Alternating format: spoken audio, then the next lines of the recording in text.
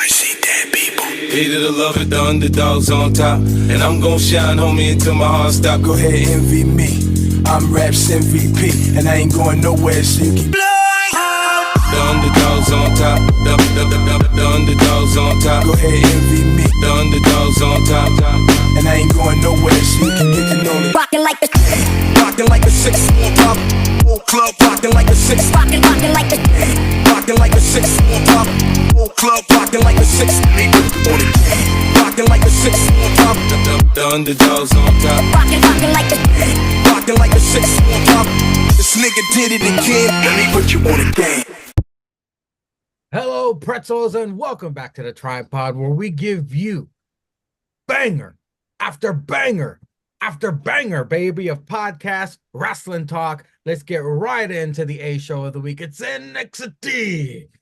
The women's North American champion, Kalani Jordan, or Lonnie, as she wants to call herself now. She's getting rid of the K. She's Lonnie. Seemed like she was rushing through her promo. She didn't let the crowd, she didn't soak in the crowd when they were saying you deserve it and all that shit. I kind of appreciated that. Jada. So they can't say what? Fuck. Jada interrupts, like Cesar. Michin attacks. Yep. And the match begins. It's Michin versus Jada. So, you know, Cesar, his pants are already off. He's watching Michin's titties and Jada's ass. It was a great match to kick off NXT. Jada's ass needs to be registered as a lethal weapon. Good Brothers out. Book hot over it. What are they doing out here, Vic? Jada tries to use a chair. Carl Anderson yanks it. Michin with the most deadly in all of entertainment. Alum Sangria. A spank and a win. Michin gets a victory to kick off this past week's NXT Cesar. We got titties. We got ass. We got Lonnie. What'd you think? Oh, yeah. I mean, shit. What was it, Thursday? Because all I saw was TNA. You damn right. Y'all like that. Y'all like that. We'll put that together. Y'all like that. Y'all like that. Anyway, of course, we got Michin, the HBIC. And we got the Thugnificent Miss Jada Parker. If you nasty. And I is. Because I eat ass. Anyway, they was out there getting it down, fighting in the ring, doing work, doing dirt, as they should. Jada using that ass in the offense too. Had that bitch, like old Sasha Ho used to put you in between the ropes, and then instead of the knee, she used that ass. Because she know what she got back there. Michin had the titties on display. We all love the look. Good display. We all love the look. We love to see titties. Michin, she fine and shit too. Shout out you, Keith Lee. Flattening that mattress every night. Respect to you, brother. And then she even used the ass to hit the bitch outside the ring. I thought the bitch's neck was fucked up. I mean, I was like, God damn. You just can't be hit with all that ass in your face if you weren't expecting it. You know what I'm saying? So she got all fucked up. But then my hope was restored. There was two good brothers that showed up. Two good brothers. Yeah, I'm not talking about Lonnie. I'm skipping that shit. Yeah, okay. She had a promo. I don't care. Two good brothers. Well, congratulations to Lonnie. She won the title. It was a good match. Whatever. Skipping that shit. Two good brothers showed up behind her. You know what I'm saying? They had her back. I don't know what them niggas was. That fuck with Jade Parker. I don't know what them niggas was. What? Was KFC having a 2-for-1? They might have. If they was, I would have been there. I wouldn't have been there either. They're still looking for scripts. Where'd that motherfucker? Yeah. I think that was the BOGO buy one, get one Popeye's chicken sandwich coupon. Because I hit that coupon the other week. I know that coupon was out last week. I ain't gonna lie, I hit that shit and I had to go get pickup. And if that happened, hey, look, sorry. Chicken over bitches, man. That's how we roll. COB style over here, baby. But still, great match. Then yeah, had to get the chair. Mr. Carl, bald nigga, respectable nigga, came out there. He got the chair and the most deadliest move in all of sports entertainment. See, this move has been getting motherfuckers over since 1873 when wrestling started. Okay, y'all think wrestling started, I don't know, with Vince McMahon or some shit? No. There was a smart nigga in the coalition. He looked it up. Wrestling, that's a story for a different time. Anyway, 1873. That's how long this move has been dangerous for. That shit has happened. Mi Ching got the win. She got the fuck out of there. That's what you do. You don't stick around. She got the win. She got the fuck out of there. And then later in the show, she had some shit happen. We'll talk about that later. But still, great match to open the show. We know the NXT love the ladies. And as Sick Vic said, skeeting on book shoes like he always does, the best women's division in professional wrestling. And he ain't lying. He ain't lying. The best. And they was out there doing work, doing dirt. Yes. And see what Cesar was going to tell you, back when John Henry was doing the railroads, he would take breaks and actually wrestle grizzly bears for fun. That's where it came from. Not Vince McMahon. Nope. He would roll them up? He'd roll them up. Yeah, John Henry roll them up. He ain't got time. That was him. That was him being nice, giving the Bears the gracious way of taking the L. John Henry was hitting that sledgehammer, Sangria. That nigga's arms was tough as shit. If he'd have clotheslined the bear, he'd have knocked the fucking bear's head off. Did the Bears sell for him? The Bears always sell. The Bears always sell. Bears always sell. Grizzlies, Polars. Yeah, didn't matter. John Henry was rolling them up since 1870, whatever the fuck I said, because I was right the first time. John Henry was rolling them up. And then after he rolled up the bears on his lunch break, he cooked the damn bear, have a bear meat sandwich with a side of grape drink, and then get his ass back on the railroads and hammer that shit down, fucking helping crackers run trains. Not run trains like we now run trains with like 5 niggas and 1 bitch, but actual locomotive trains with coal and shit. Up in America, making America, great and shit. John Henry. Of course. Look it up. It's in the history book. He was after he got done making Google it. After he got done cooking the bears, then he'd bring the bear fur jackets to the cracker women to help lay the ground for those other trains that would come later on down the road. Yeah. Well, Sticks, where there wasn't any cracker women, it was the kickoff to NXT. What'd you think? We had Meat Chin. Damn. This is Dana Parker. What'd you think?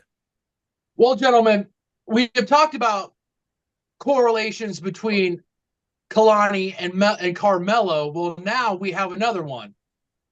Losing Car, now just Melo don't miss. Well, now we have Ka being gone, and now it's Lonnie. So there's another correlation that we have shortening the names to be able to just roll it off the tongue easier, which will be being able to play on a new T-shirt for Miss Lonnie coming up.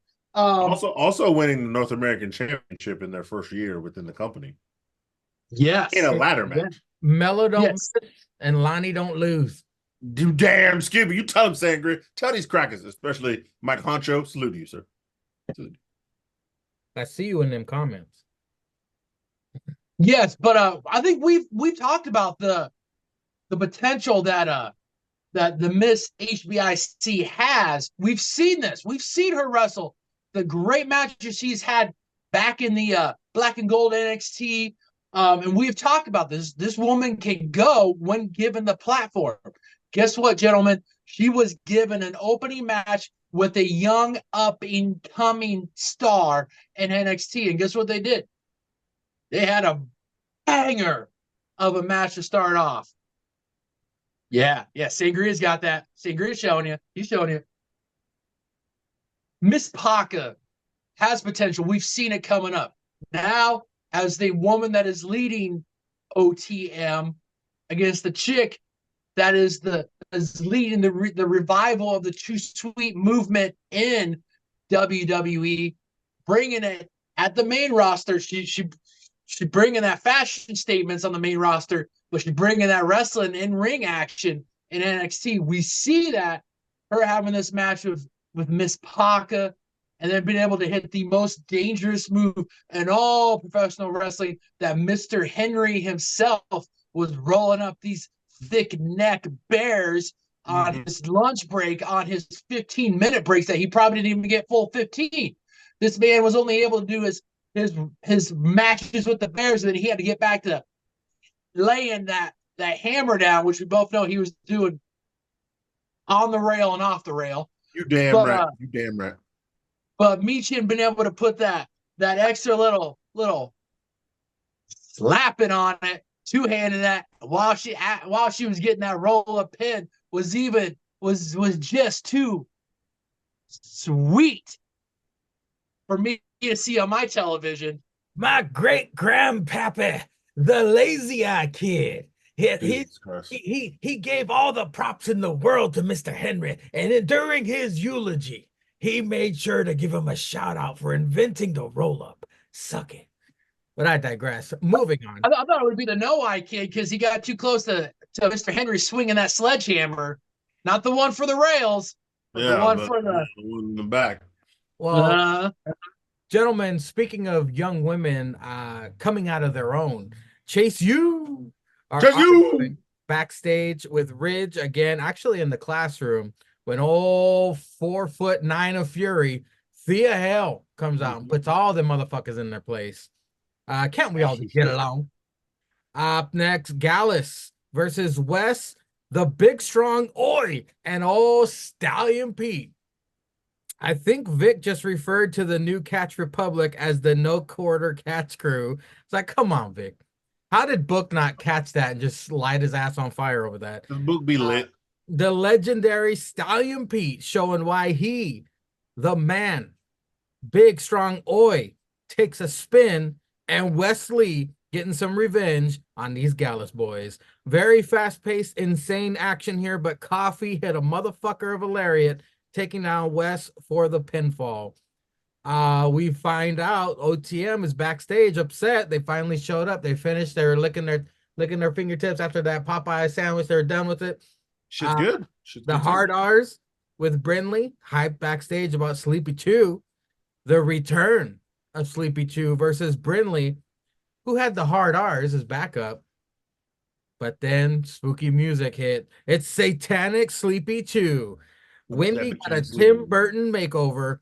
The Nightmare After Chumis puts Brindley to sleep, Sticks. What'd you think of Thea putting Chase U in their place and Gallus versus the big strong Oi, Stallion Pete, and Wes?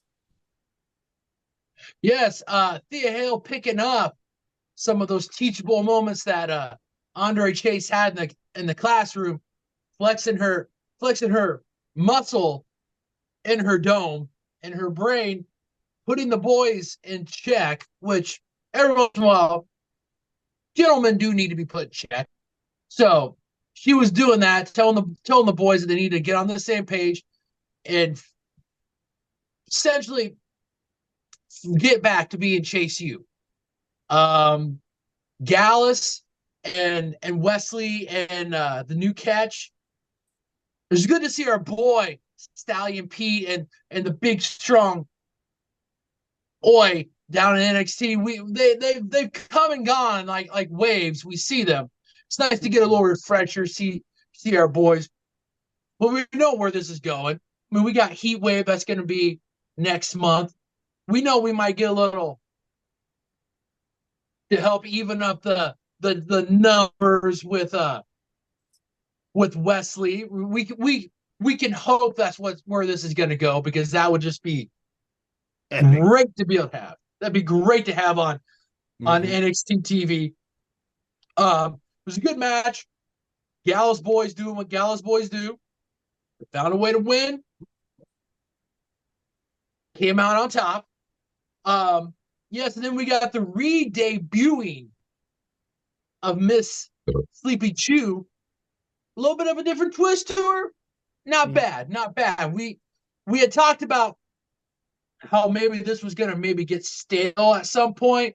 So she was going to need to find something to stay relevant. Well, she'd been gone for a little while.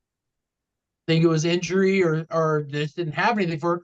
To have her re-debut against the Snow Bunny, like they did the promos before, the Hard R's kind of had a bad feeling about this, but the Bunny, young, bright-eyed, bushy tail, she's not going to see that stuff.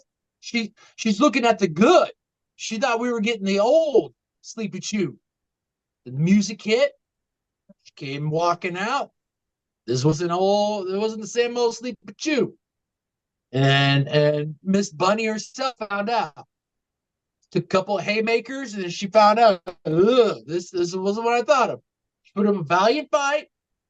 You see the potential there with Miss Reese. There's some building blocks for her. She took the L, which is what she's going to do, the re-debut. Going to get a little bit of hype behind Miss Sleepy Chew. Now we see where we go with her after this. She got a new finisher, a little submission, little hit the pillow. She gonna fall asleep. She hit her with that. Now we see where we go. But otherwise, nice little re-debut from Sleepy Chew. She's gonna be a force to reckon with in that stacked women's division down in NXT. So let's see where we go with from there.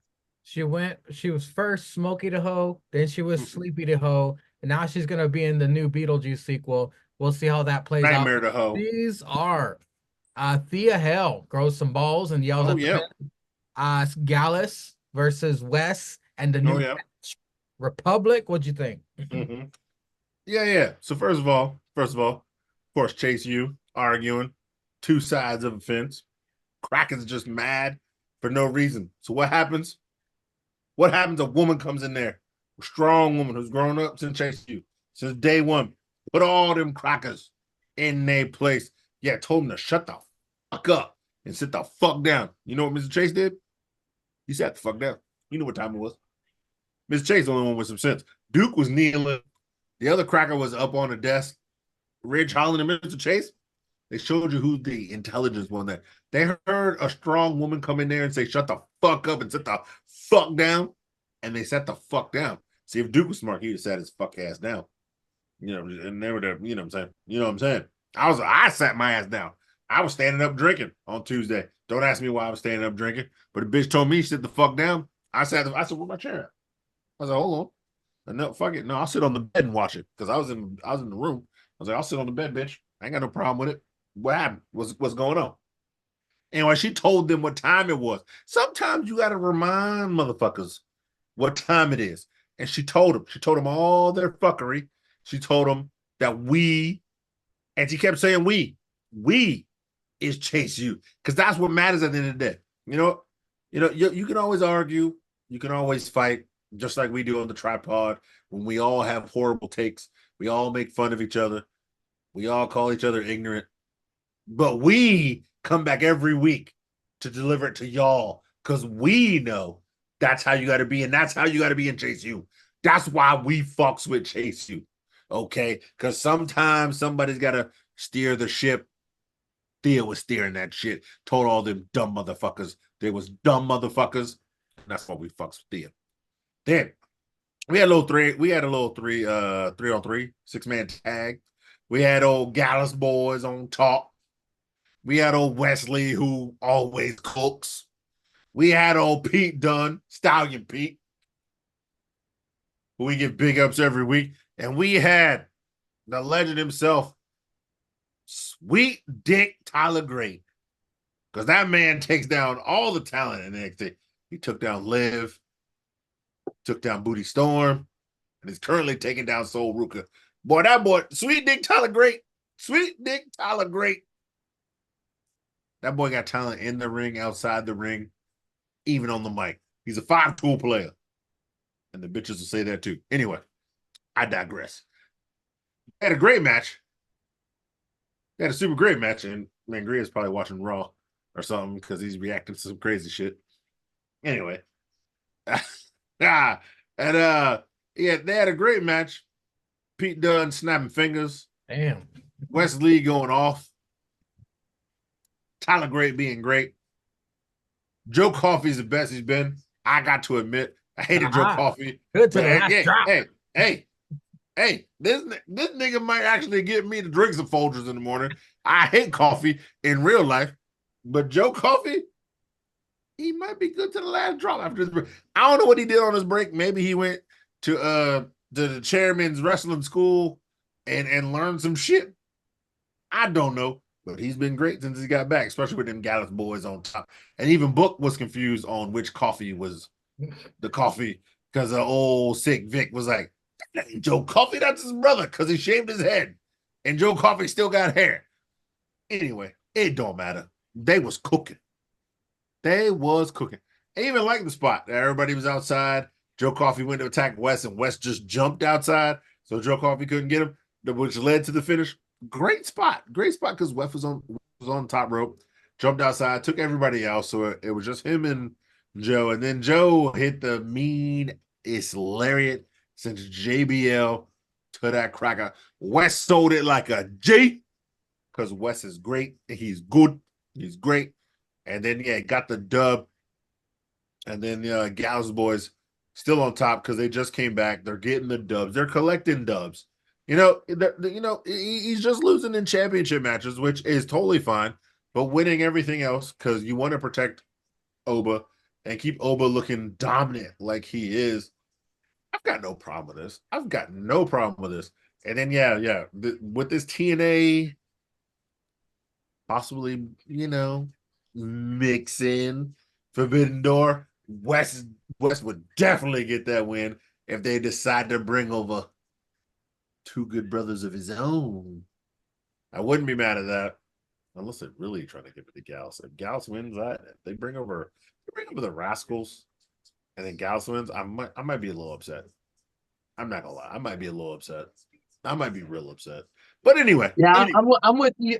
I'm with you, Cesar. If the Gallus boys end up on top of that, I might be extremely disappointed. I'm not saying Gallus is bad, but to give them that, I might be upset. Like how Roxanne won.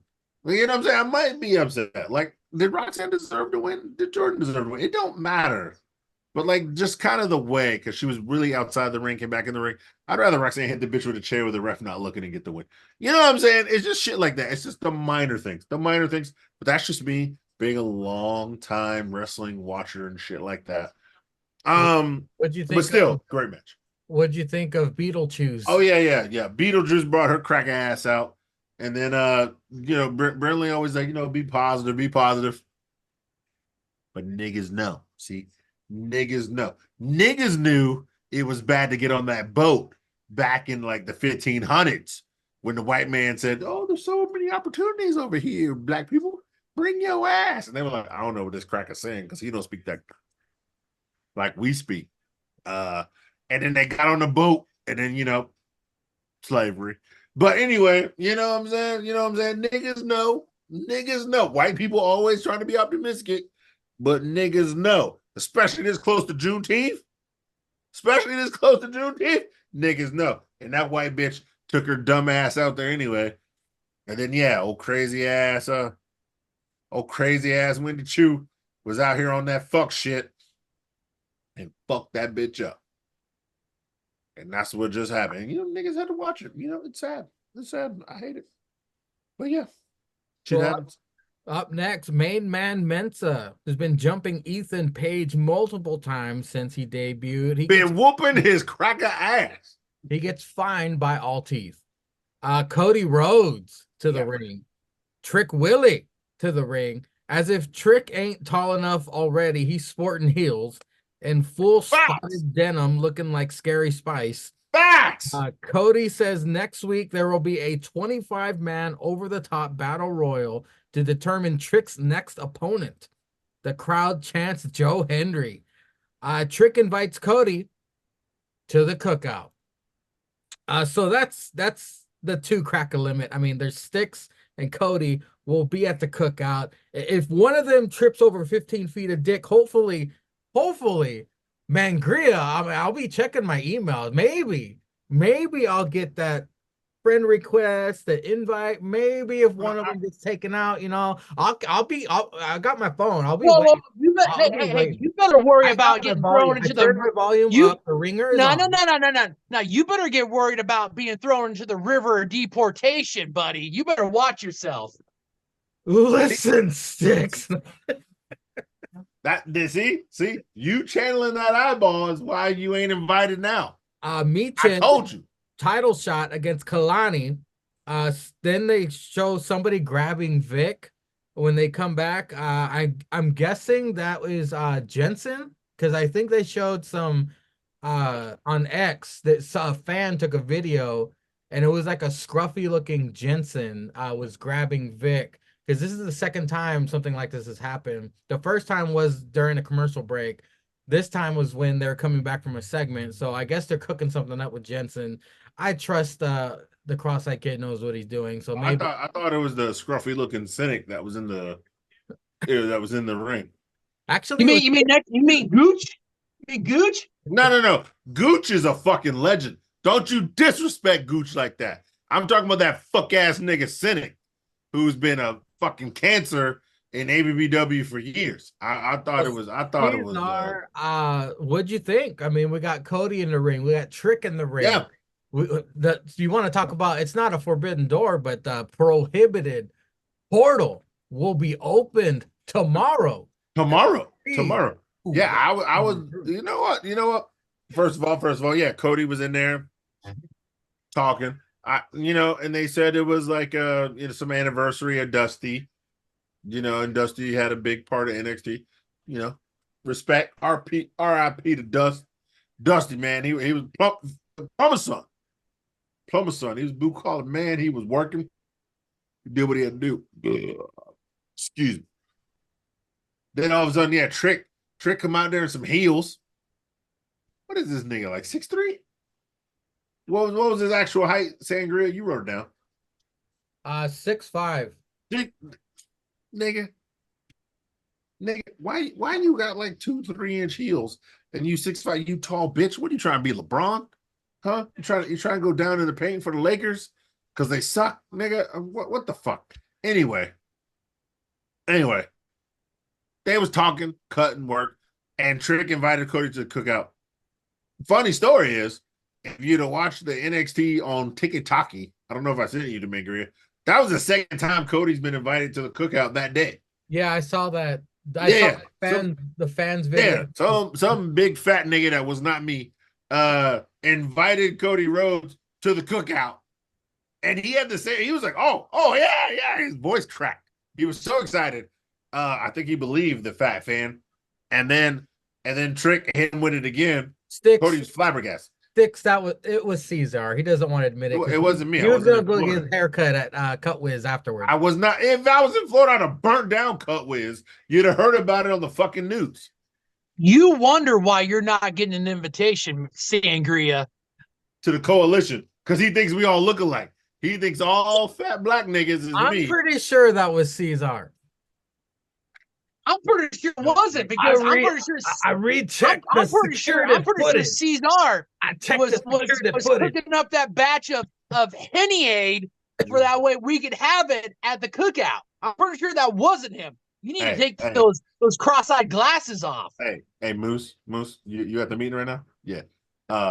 Tony Rodriguez is his real name, government name. I'm friends with him on Facebook. Cancel this nigga, okay? Cancel this nigga. He's not under review now. Cancel him. Damn. He is not getting invited to any cookout by the coalition ever in life. Yeah, but this nigga Adam Hagen, put his shit through. We're about to have a banger on Raw, gentlemen. Put his shit through. Apparently so. I gotta go. I'm live, nigga. I'm live. Fuck man, Hardy too. Yeah, okay, nigga. What was next? Sticks, what'd you think of the Cody and Trick Williams segment? And who do you think will be walking or kicking through that prohibited portal? I want one thing. I do think hopefully one of them is Joe Hendry. I don't know. It's got to be no other WWE guys, right? You can't have Rich Swann. You can't have AJ Francis. You can't have Dolph. But like, there's got to be at least 6 guys. Six. What did you think of that segment first? Tell me, and then we'll get the predictions after that. I thought it was great as a fellow Caucasian man who has gotten an invitation. It's good to see that there is only a select few that do get these invitations. The coalition sees, they don't just hand these things out like Dave and Buster prize tickets. They hand them out to a select few. So it's nice to see that they recognize that there are such few that do put in the work and do show the respect And so it's nice to see that. It's a nice little back and forth with two champions. Being able to bring Cody to NXT on, I think they said it was like the 9-year anniversary of Dusty. It's good to have that. They touched a little bit of the feels. They tugged at a little bit of the heartstrings, so being able to have that. So that was great. And I like being able to do this. I mean, we talked about this the last couple of weeks, to be able to have an open portal to be able to do this. I mean, obviously, the fans have been clamoring online. They want Joe Hendry. There's been a few rumblings about maybe a certain campaign man, Mustafa Ali, maybe with how he's been able to stay relevant outside of WWE as a strong heel. Maybe you have that. I don't know. I think a shocker would be if you could have Josh Alexander show up and maybe him make it as like one of the final 5 with a certain former tag team partners of his. That'd be nice to have those two face off in the final 5 or final 4 of a battle royal like that. I mean, there's just so many people. Like you could do this. This was what we've talked about. This is great to be able to have that working relationship. I know they had talked about AJ, the phenomenal AJ Styles of pro wrestling, Noah. Maybe you get 1 or 2 top talent from pro wrestling Noah that shows up for that. I don't know.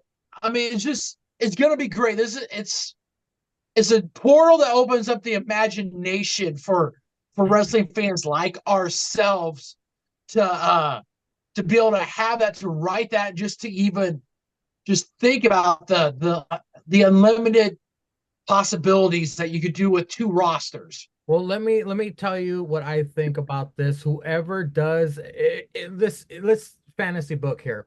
So let's just, for instance, whoever walks through the prohibited portal, enters the battle royal. Hypothetically, let's say that person wins.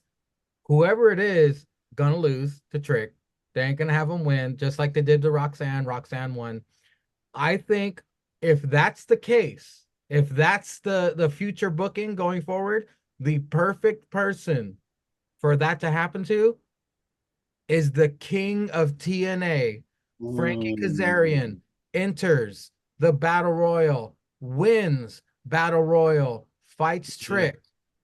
That makes him look like $1 million. They both have a great match. He loses. That's fine. The king can handle it. He is the king of TNA. He is a perfect representative, because if you have a Josh Alexander walk in there, win the Battle Royal, go on to face Trick and lose to Trick, that's not believable. Trick can't beat, not on Trick's best day could he ever beat Josh Alexander. Alexander will wrestle circles around that asshole. So you need somebody that is a perfect representative of TNA to lose and be fine by it. But what do you gentlemen think? You could do Eddie Edwards, who is one half of the tag team, who a lot of people see as like one of the faces of TNA. He could go in and lose. But the thing of it is, like, we got to remember that there's also Slammiversary coming up next month. This is going to be something where they could do something like that.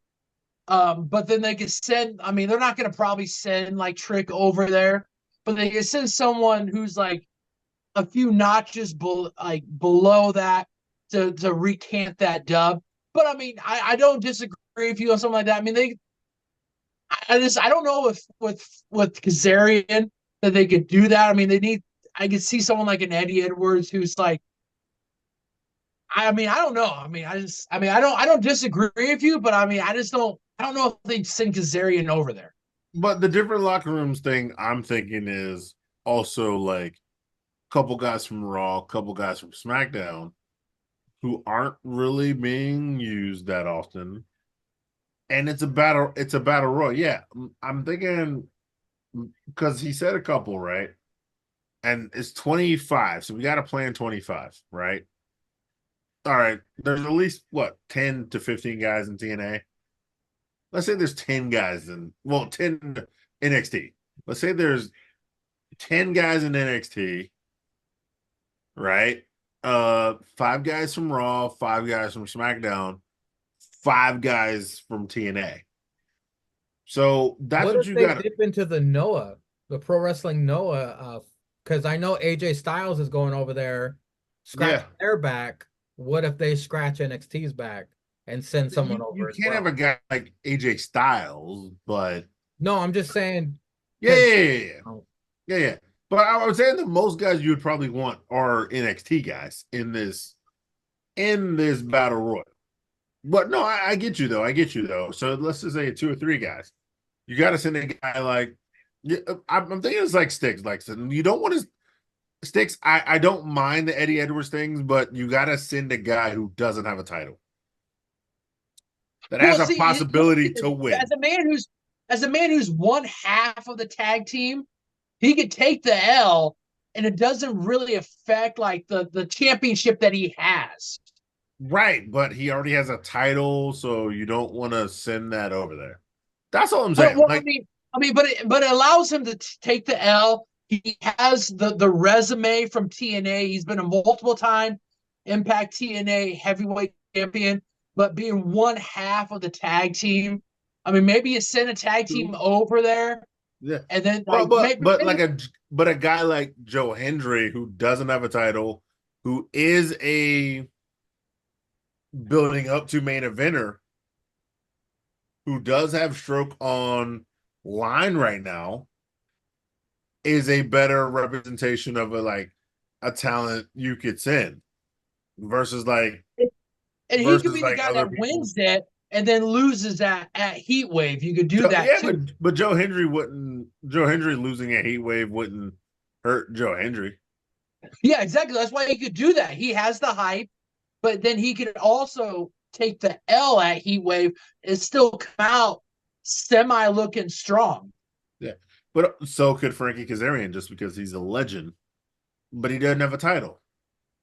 So you can send guys like that, or even I don't know about EY. EY has a relationship with WWE and NXT. yeah, I You don't could think send they're some gonna guys. send any former WWE guys down there. You don't think so? No, I don't think so.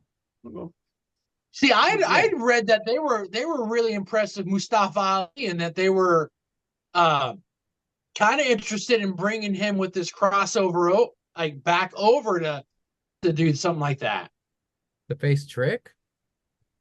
Well, to be at least in a battle royal, then he could probably maybe end up losing while he's still as the X Division champion. It wouldn't be that bad of a hit to his X Division championship, but it could be like a refresher of like, hey, this guy used to be on WWE. But if you want to build towards like Slammiversary with using WWE programming, then Mustafa Ali kind of does matter because whoever throws him out, if he was in it and whoever throws him out, let's say it was a WWE or NXT guy, because like I kind of see it with this new NXT pay-per-view being earlier in the month and then Slammiversary being later in the month. Like I can get it with even like not AJ going down there, but AJ being on the TNA side. You know what I'm saying? Not like an invasion angle, but like something like to work with it with regarding to the TNA fucking pay-per-view and then the NXT pay-per-view. Something like that. Like if an NXT guy threw out Mustafa Ali, that could be his opponent at Slammiversary later in the month. Just Well, saying. I'm just looking forward to tomorrow's show. It's gonna probably help the ratings like Cody did this week. But the last three segments of the night, the actual main event match was Sean Spears versus Hard RVD the Young OG Gee, Javon Evans. Gentlemen, we're watching the start to this guy's rise. Javon is something special. He dazzled again tonight. He got a little overzealous hitting the corner of the table. C4 Spears wins, but still an incredible showing from Javon. We smash cut to backstage. Cody has a funny segment with Sean Spears, All Ego, and Crispy King, to which he says, "It seems like you are all in a good place." The All Elite NXT club here. yeah. The final segment of the night was Roxanne Perez to the ring, calls out All Teeth. Q Miss Chomps a lot. They bicker about her next opponent. JC and Jasmine out. Lash and Miss Jackson out. Lola then comes out in all black, kicks Miss Jackson in the face. Then NXT abruptly ends because of my sling is a piece of shit. But I didn't miss much. It was just women fighting and shit. But Yeah, it was, they all just had a brawl. yeah. Cesar, what'd you think of Sean Spears versus Javon Evans, the all elite segment in the back, and then the women Yeah. fight? I think Yeah. sometime in there, JC Jane and sexy ass Jasmine Nix, oh good God, met Cody backstage, and he was like, "Oh, the person I wanted to see," and he presented her with the all clear mask he used to use. And JC was hyped. Just another Cody thing that he did do. And then yeah, the AEW guys was always a good pop. With all ego, Sean Spears, then all ego, and then Crispy King. Yeah, just a great. You know, they don't take a lot of shots. They don't take a lot of shots, but when they do, it's all good. It's all good. And then yeah, the women showing up. Well, first of all, Sean Spears versus the young OG. Young OG is great, man. Yeah, for this guy to be 19, 20, he's fucking cooking. All right. I'm like, you can't even say he needs reps in the ring. He's real on the mic. So yeah, he's a little hood southern, so he doesn't have the pronunciation He's bouncy, Cesar. He's in the bouncy. ring. Yeah, and he's bouncy outside the ring. But I like the way they set it up. Like he went for the high spot. Spears moved, he hit his ribs on the table, and then the C4 got the pin. So the veteran outsmarted him, even though the bouncy is more talented, blah blah blah. As storyline goes, yeah, good match. The kid is good. He's only gonna get better with age. He's only gonna get more ring experience and age. He's pretty good on the mic. He doesn't blow him away, but he didn't have to because he has that ring work that fucking kills. So I see a good future with this kid and the business, if you will. And then yeah, Roxanne comes out there talking that shit because she the GOAT. And all the bitches come out there talking shit, and then it all breaks down. So it leaves us wondering who the fuck is really gonna fight Roxanne at the next pay-per-view. If Roxanne's gonna fight next, we know there's only 5 matches. But I mean, does Roxanne need a match? She been cooking lately. She cooking. She doing work. There's a bunch of matches. There's a bunch of storylines we could finish up. Maybe she don't need a match. And then 2 days ago, she was on Big Titty Cora Jade's Instagram. Not Instagram, TikTok, just filming some bullshit. Maybe Big Titty Cora Jade gonna come back and they gonna work some shit together. Who knows?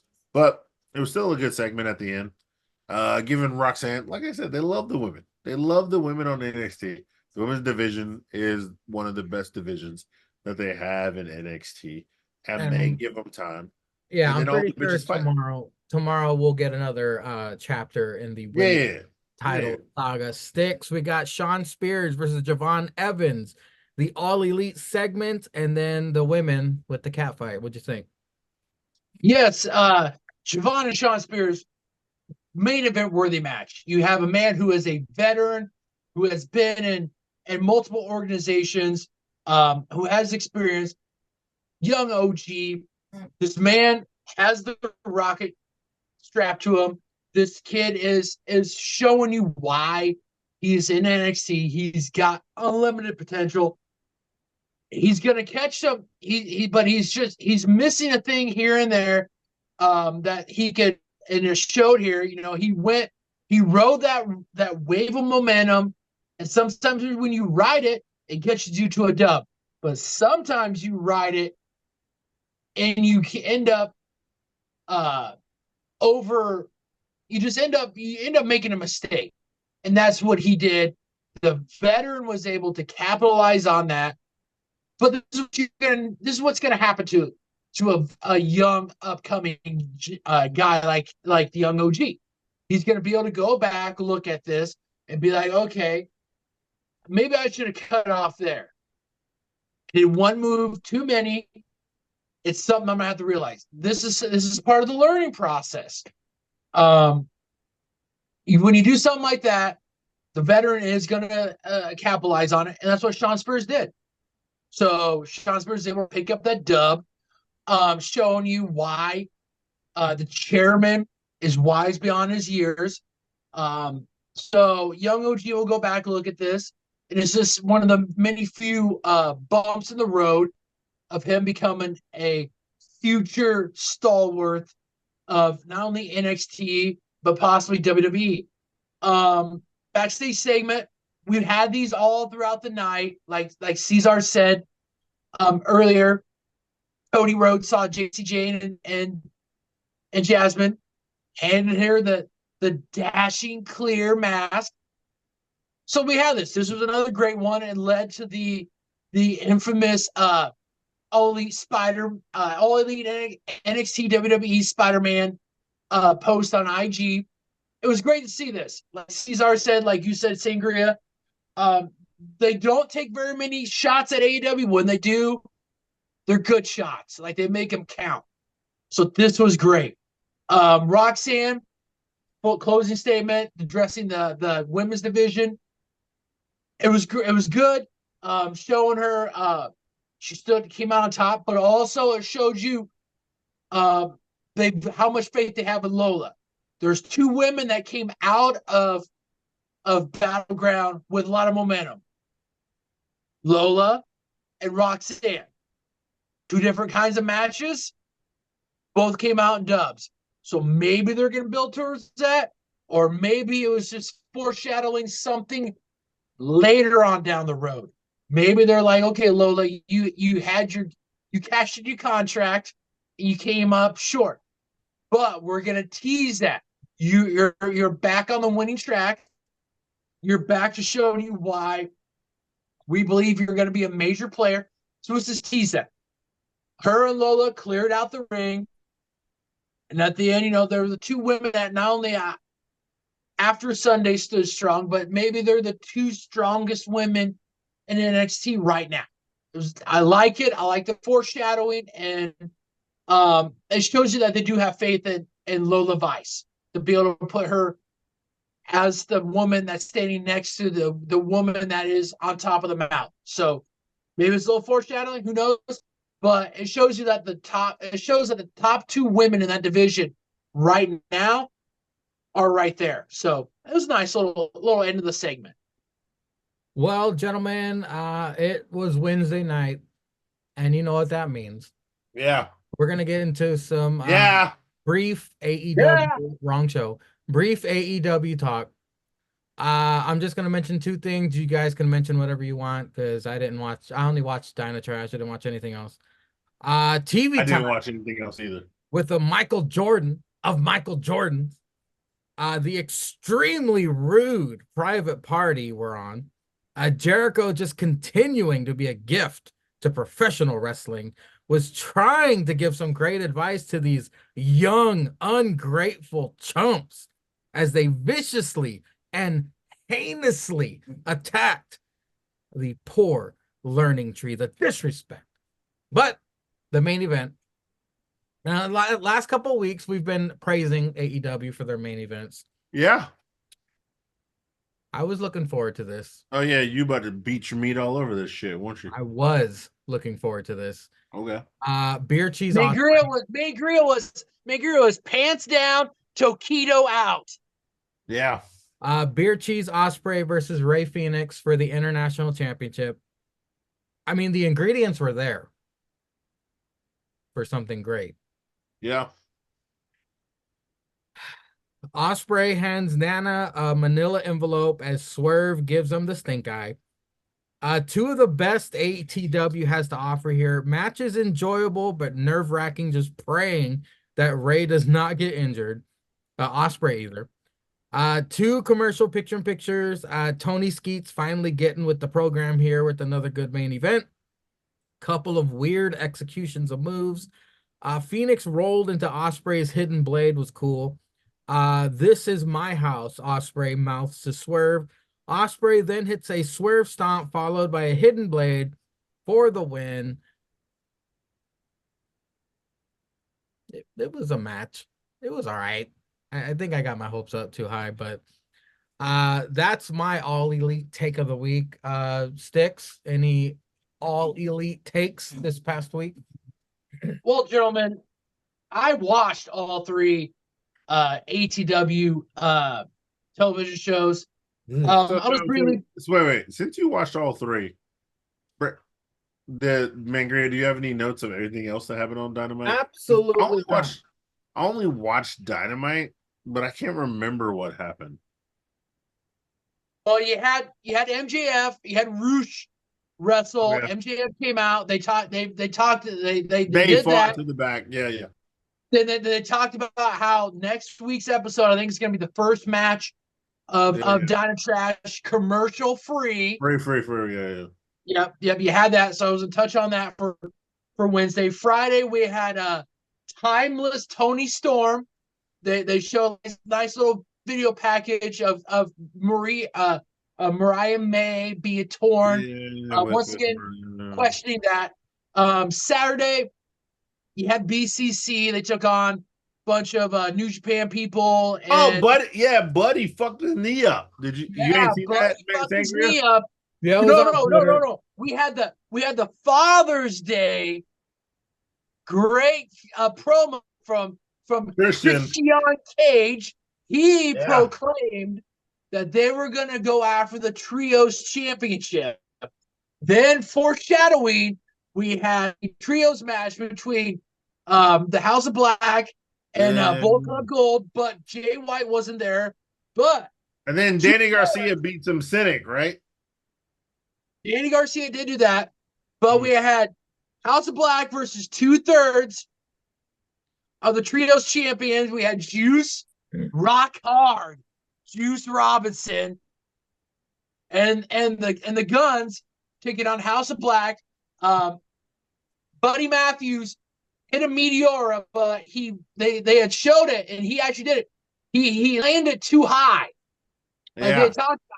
He, instead of doing like landing his knees on the shoulder, he went too high and his knees hit the mat. Hit the mat. Yeah. I would feel sorry for him, but now he gets to spend more time at home with Rhea. So fuck that guy. But first of all, he's in AEW, so this is bound to happen. Oh, this was bound to happen because we know AEW. Well, sorry. I'm calling it all wrong. I apologize to you pretzels and the sheriff who actually listen to this. ATW, we know when you sign the contract for ATW, you are bound to get hurt twice in a 4 to 5 year career. And this cracker hit the Meteora. His knees were too high. And one of them blew out. I got nothing. Because, Rhea probably getting ready to come back. So that means he going to be at home just jerking his meat with a broken knee, walking around the house. I mean, if he got injured when she got injured, then, they could hump all day. But, he on the road when she was home.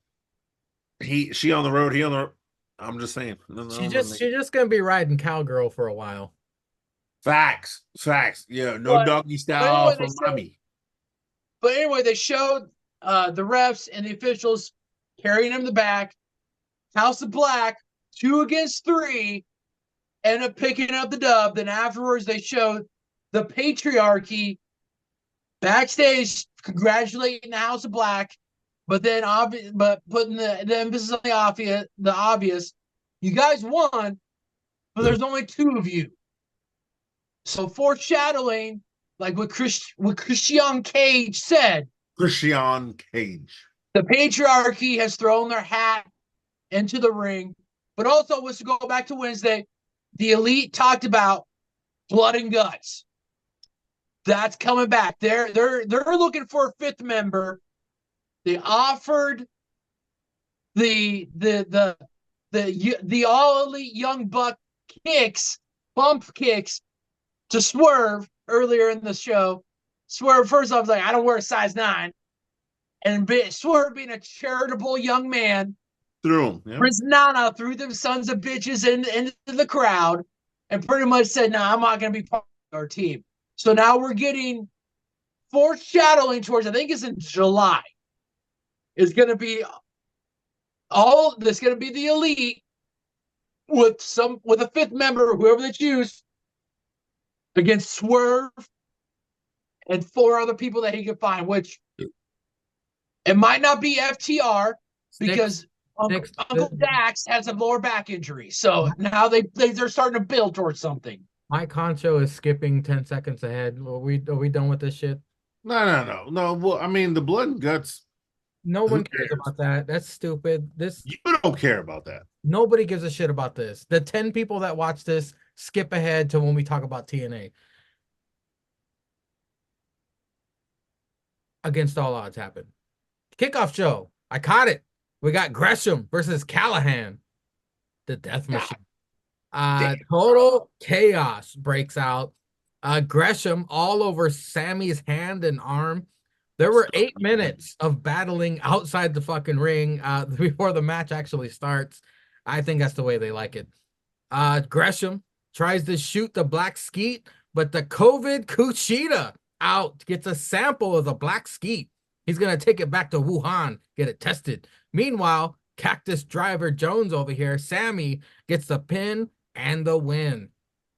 Up next was for the Knockouts Tag Team Championships. It was Masha and Alicia versus the Hex. Fuck the system, chance. Nothing but class in Chicago. Is this the pre-show? They were in Chicago, by the way. Yeah. Yes. Oh, I didn't watch the pre-show. I know. That's why I'm going through it. Marty Bell hits the BBC on Alicia. Ain't no way the nigga hit the BBC. Hex marks the spot. I will watch this shit. Should have been a 3, but the ref is retarded.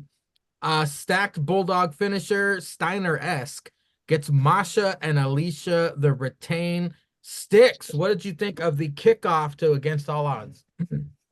I thought the kickoff show was great. What? I was looking forward to Sammy and Jonathan Gresham.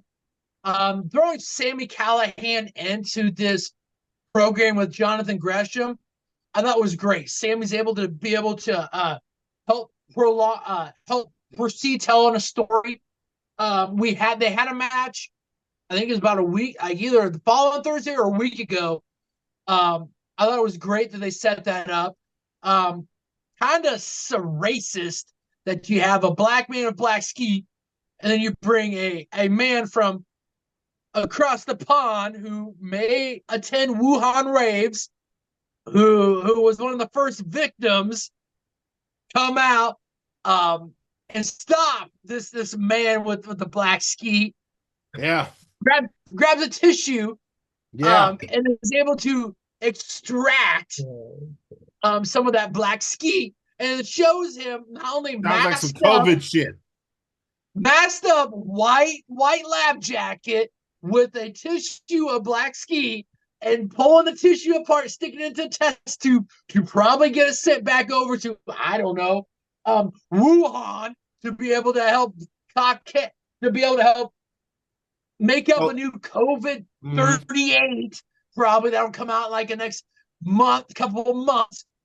I mean, this is why I think it's very disrespectful for a certain culture. Yeah.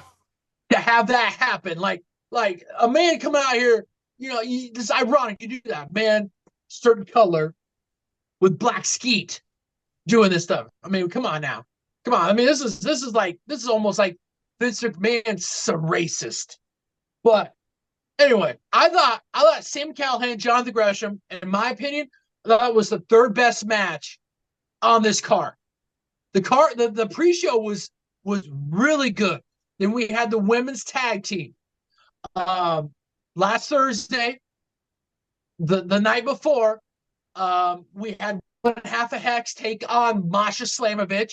Alicia wasn't there because she was tending to system business at a certain compound over in North Crackalacky. So she wasn't able to be there in the corner of Masha. One half of Hex was able to pick up the dub, which gave us this match. The Hex, they've been in TNA Impact. They've come and gone. I don't know if they worked for another organization, another promotion. So maybe they got called away. But the Hex, very formidable tag team. Was a good women's was a good knockouts tag team match. Alicia and Masha were able to pick up the dub and continue their momentum as knockout tag team champions. All in all, a very good countdown against all odds program. Yeah, I mean, I catch very few kickoff shows to TNA pay-per-views, but this one I just happened to catch, and it was worth it. It was perfectly timed too. They had a half hour. It was just boom, boom, and they got a couple video packages in there, short and sweet. Now that we got the stuff out of the way that Cesar hasn't seen, let's jump back to Thursday and talk about a certain North Kakalaki.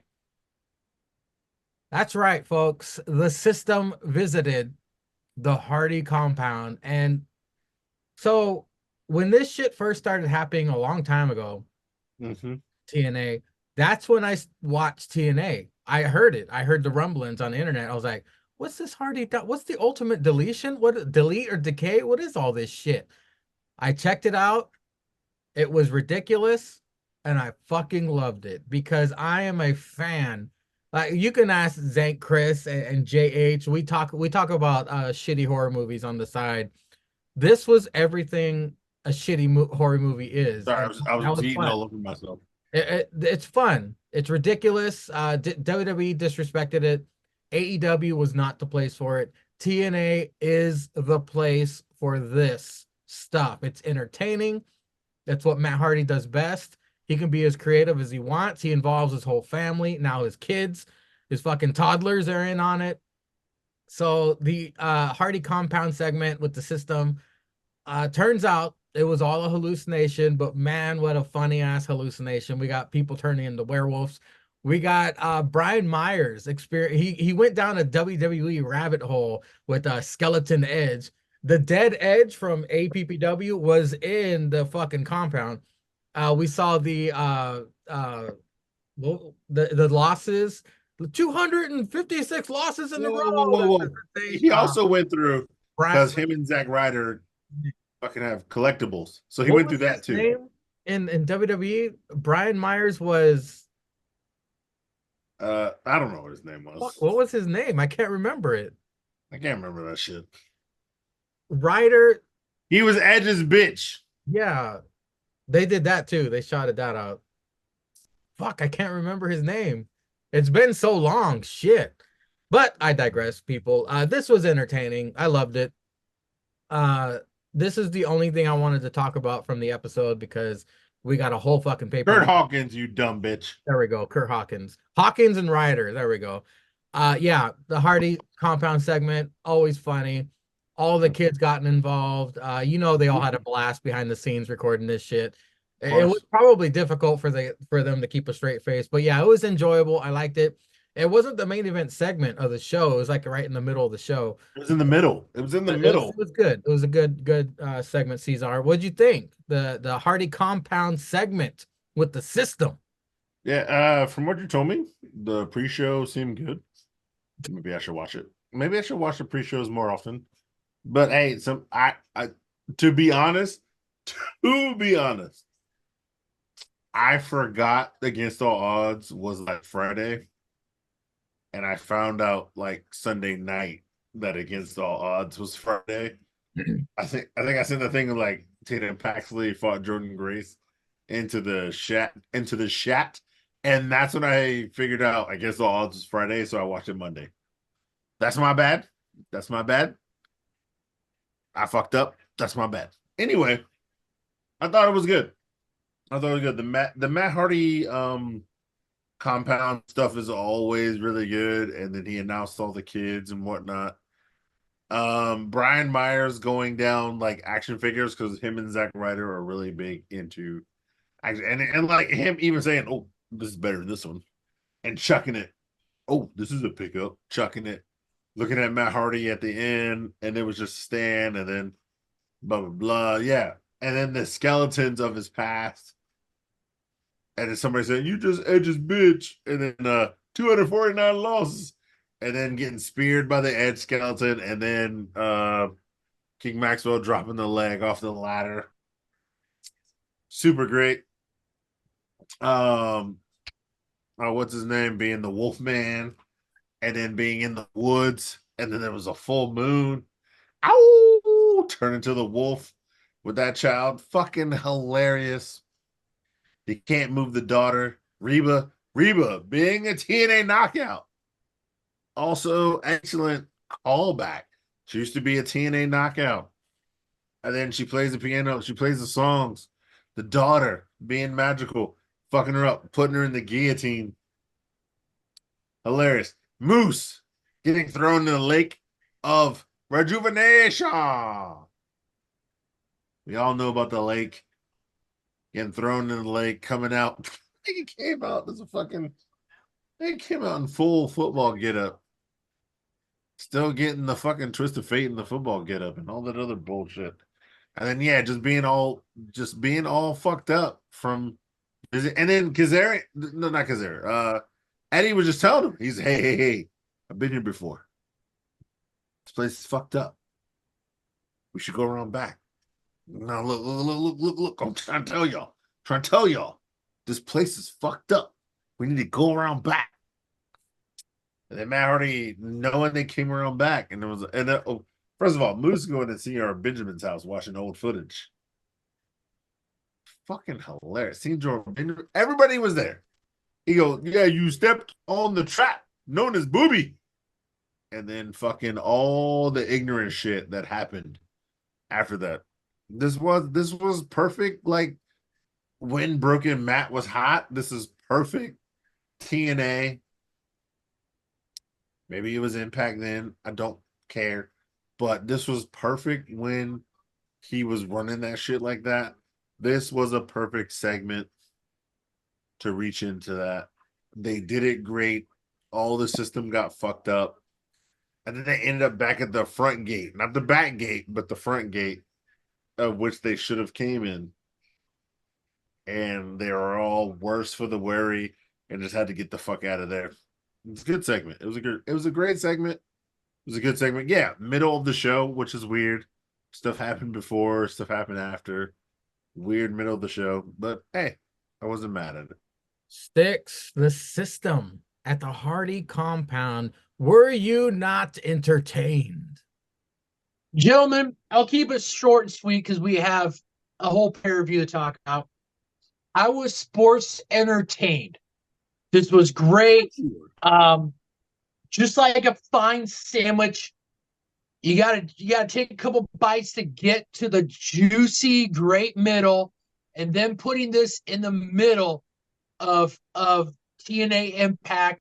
I didn't mind it. I thought it was good, and I was sports entertained. You two fine gentlemen hit the keynotes of everything of what made it great. So all in all, great sports entertainment segment. I hope we see more of it too. Back to Against All Odds. The show has started. It's one and done. McLean and Santana versus the Rascals. McLean shaved his Perazzo pussy stenched beard for this one. The Rascals showing us what tag team wrestling is all about. Santana hits a move I've never seen before where he hoisted a Rascal on the other's shoulders and DDT'd him, which brought the other one down. Yeah. These gents bring it, especially when it's a pay-per-view. The crowd is hot. McLean prevents spray paint shenanigans. Spin the block. Santana gets the pin and win. Sportsmanship, and I gave this opener 6 pretzels. Sticks. What did you think of the opener to Against All Odds? Gentlemen, this was my second best match of the night. You get Macklin and Santana, who's never teamed up before. Originally were foes. Like they fought each other the first time they ever fought each other. They were in a ring.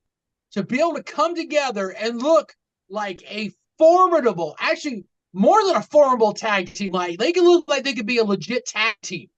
These guys, the chemistry with these two guys and a well-known tag team like the Rascals. This match cooked. This was a great match to have opened up against all odds. It made me want more of Santana and Macklin, but I'm not mad at it if it's one and done. These guys came together for a greater cause. But you saw the ending. You saw the ending. I saw the ending. Maybe it goes forward as a tag team. I don't know. Maybe it's going to be one and done. If it is one and done, great. It was a hell of an opener. I gave this 7. Like I said, I thought this was the second best match of the card. My match of the card is probably going to be pretty obvious, but I thought it was a hell of a banger. This was a great way for TNA to open up the main card of Against All Odds, and we're on the right track for TNA Against All Odds. Yeah, it sticks. I think we're simpatico on what the actual match of the night was. But Cesar, the opener, ain't nothing to sneeze at, sir. Yeah. What did you think of the one and done versus? Well, I mean, if you want to mention that, I think we're all not simpatical of what the match of the night was. Because I know what Six was going to pick, but with you saying that. Anyway, this match was really good. Yeah. No, this match was really good. Because, yeah, you got guys like the Rascal who are a tag team versus two guys who aren't. You know, hey, look, the bitches on TikTok love a good enemies to lover story. And that's what this was with Steve Macklin and Santana. And with a different view in a tag match later, this is what I like about TNA. And I'll explain that later. Anyway, this match cooked. We know the Rascals can go in a tag match. You just got to give them some opposition. We know Santana can go, and we know Santana's been a tag team specialist kind of guy. And Macklin is a multiple time world heavyweight champion. And he's great. And then like it's two guys who just had to combine to fight a neutral threat. And no, this match cooked on all levels. And I'm with my man Sticks. I thought this shit was a 7. This is how NXT usually cooks up a pay-per-view. They start with a really great tag match. Yeah, the Rascals had the great chemistry. The other guys are great specialists in their own mind. And then your boy I Fuck Faces was talking about how Santana was thinner. Used to be thinner back in the day when he was in TNA. But he put on the muscle. He kept the speed. He kept the efficiency. And he was back spiking them crackers. And he was hitting harder because he had more muscle on. And oh my God, this match cooked. Yes, the right team won. I'm gonna say that sometimes, I mean, we don't really speak on that. I think the right team won. Because yeah, look, was I wasted last week? And I said these two crackers are gonna be new tag team champs. But watching this match, these two crackers about to be tag team champs. Fuck out of here. These guys are great together. Yeah. Macklin, usually the asshole, went for the handout first, which makes it seem like these two guys should be a tag team. Because it should be Santana. Santana doesn't want to be a tag team champ anymore, but he's the face. Macklin's the heel, and he's the asshole, but he went for the handout first. The crowd hyped it up, and then they got the handshake, and then Macklin pulled him in for the half hug with the handshake. Good stuff. That's all I'm saying. Usually the heel doesn't do that. Usually it's the face that puts the hand out first.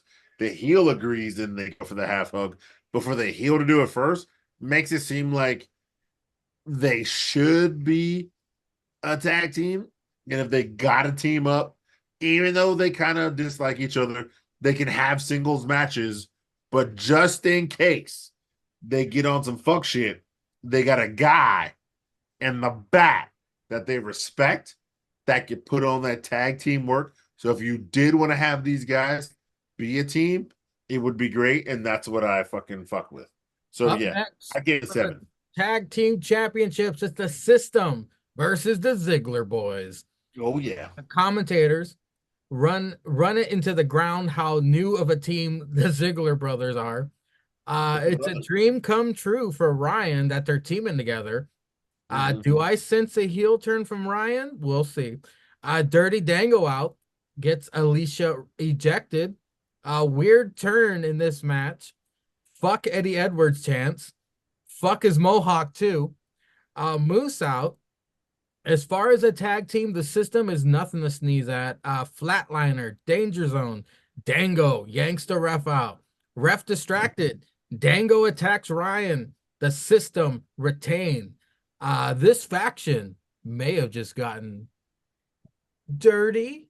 I gave it 4 pretzels with salt because there was lots of fuck shit. Cesar, what'd you think of the tag team championship match? Yeah, I mean, it was I didn't like it as much as the first match because it was a tag team match. But you're right. I didn't like it as first. And the setup was better though. The setup was better with Alicia out there, Dango getting her sent to the back, and then Moose coming out later. But then Dango fucking setting him up to lose. And then the System going in. Yeah. It was a good match. It was a good match. Old Nick and his, I don't know the cracker's name, whatever, versus System, and they hit all their moves in the match, and then they get the dub. Yeah, I give it a good 5. I gave it a good 5. But yeah, it wasn't better than the match before. It was definitely steps below, but the outside interference was what put it to a 5, put it a little bit up for me. Because I didn't expect the Dango element in the match. And I was like, oh, that's a good twist, bro. That's a good swerve, bro. And then that shit happened, and then yeah, it happened. Yeah. Well, Sticks, we have the tag team championship match, the System versus the Ziggler Bros. What'd you think? Yeah, this was definitely a step down from the first match that we had opening up, and it was probably the 3rd best tag team match on the card. And I mean, it was for the tag team championship. A tag team was their 2nd match together. You can see it was still too early for them. These guys still were trying to learn the chemistry of each other. Having Alicia get tossed out, Dango out there. I mean, if you've watched TNA before, you knew Dango's he's a sleaze bag. There was that in the back of my mind, I was like, okay, this guy hasn't gone complete 180 to being a face. I love how they put the emphasis on Moose coming out. Like, this was a big night for the System. Like, all of them had gold on the line. Alicia and Masha were the first ones. They were able to retain. Now it was the tag team boys. It was Edwards and Myers. Moose, they put the emphasis on it, which I agree. Moose coming out showed you how important this was for them. Like, this was a defining moment, pay-per-view, pre-show, all the way to main card. This was a big night for the System. Moose being out there put the emphasis on it, and you saw Dango hadn't completely turned. He's still a sleaze bag. He's still a scumbag, a sleaze ball. Him helping the System retain. Maybe there's another new member to the System. All the other ones were accepting of them, except for Moose. Moose still had a little bit of hesitancy towards them, which, if you're Moose, I agree with you. I mean, this guy, all up until his hiatus of being gone, shit on being a wrestler. You know, his promos, all that stuff. You go back and you look at it, he shit on being a wrestler. Like today, it is what it is. He's collecting a paycheck and he's moving on. He had his guy Johnny Bravo, which wasn't with him this time. So, but all in all, I agree with Cesar. I gave it a solid 5. In ring action, shenanigans outside the ring. You put it all together, and got a 5 from me. Man, Grant, can I ask real quick? You don't like the Boston Celtics, do you? No. Oh, okay. Well, I know you like the Eagles, so that's what I was just. Up next is Joe Hendry versus the king of TNA, Frankie Kazarian. Joe calls Frankie the dad from Spy Kids, Antonio Banderas. The crowd is hot for Henry, especially one shrieking woman who will come up again later. That bitch can kill herself. Great wrestling match with Frankie on the ring apron. Henry brings him back in belly to back suplex wise. Frankie hits Henry with a loaded fist, pin, and win. Frankie chicken wings Henry. Here comes Ace Steel out for the save. The crowd chants, "Bite him, bite him." Steel punches Frankie. Of course, Ace Steel, good buddy of CM Trash. God, please don't bring him out there. I gave this 4 pretzels because of the fuck shit ending. Sticks, what'd you think? Match wise, I didn't mind it. Shenanigan wise, like Joe Hendry, Joe Hendry came out, great quips. Man who's a master of the microphone.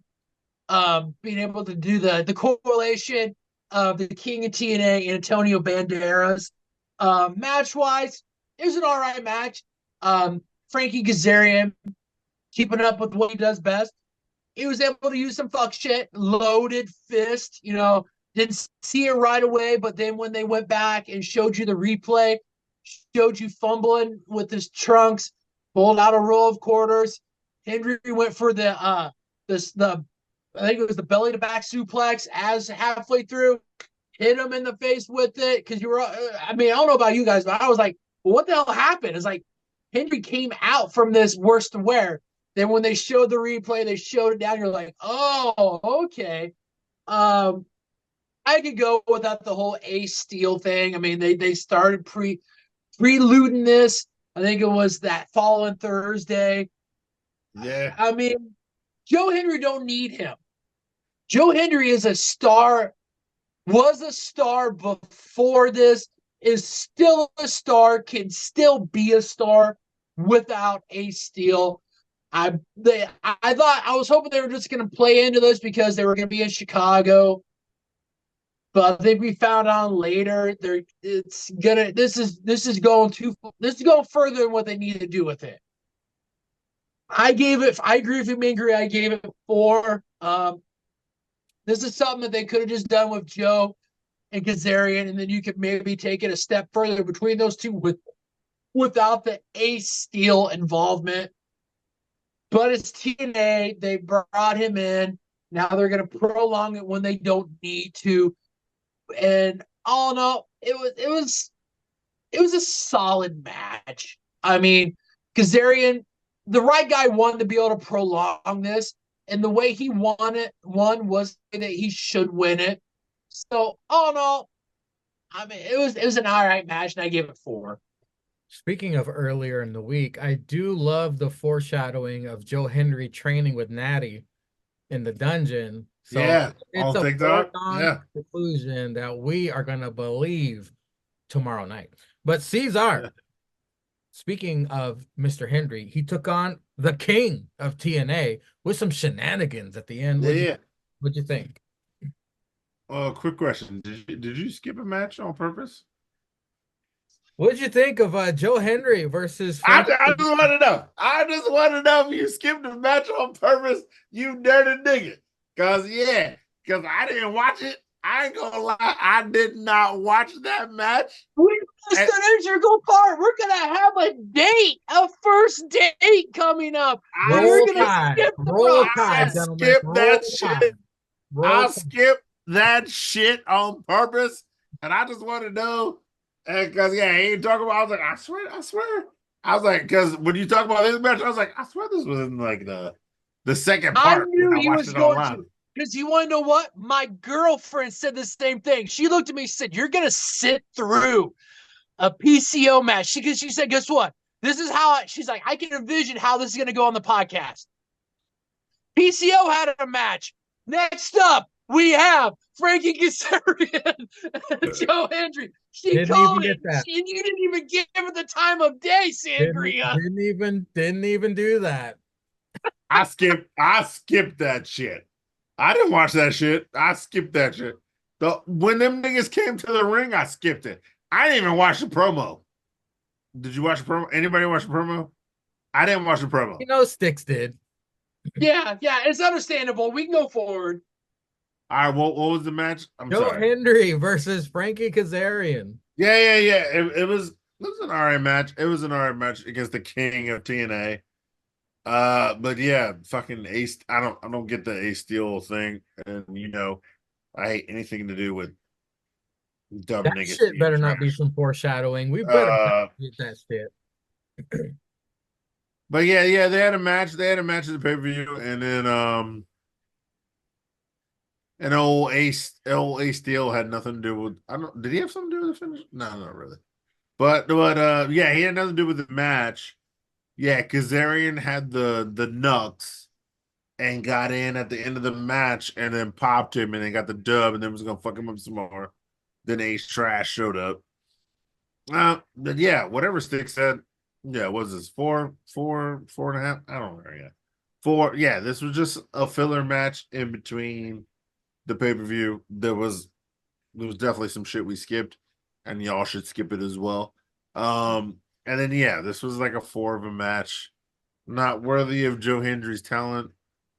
But if we are gonna commit to the character of the king of TNA, great for him.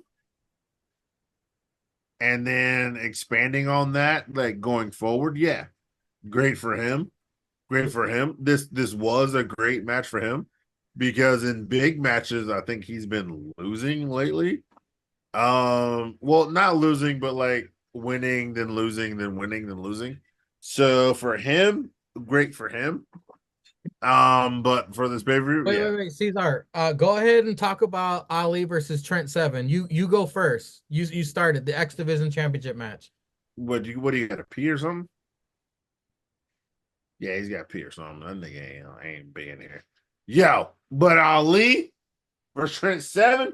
Hold on. Let me get a beer out this case. That's what y'all niggas see me fucking ripping into. Oh shit, what's happening on Raw? That was a minute. No, I'm sorry. Anyway. Ali versus Trent Seven. Bitch. Whoa, hold on. Let me pull this beer. I'm gonna take a sip out the can. I think Uncle Howdy shit's happening. But anyway, Good y'all to can the go see. last drop. Oh shit, it is fucking Uncle Howdy shit happening. I'm not even looking at it. I'm gonna hit pause on this shit. Oh, that's why that fuck ass nigga Mangria hit pause, because I actually caught up on Raw and he's looking, beating his meat. Fuck boy ass nigga. Anyway, Joe, this match cooked. This match really cooked with bare. Actually, I don't even think there was any outside fuckery. There was in the ring fuckery between both of them, but the outside the ring fuckery was negligent.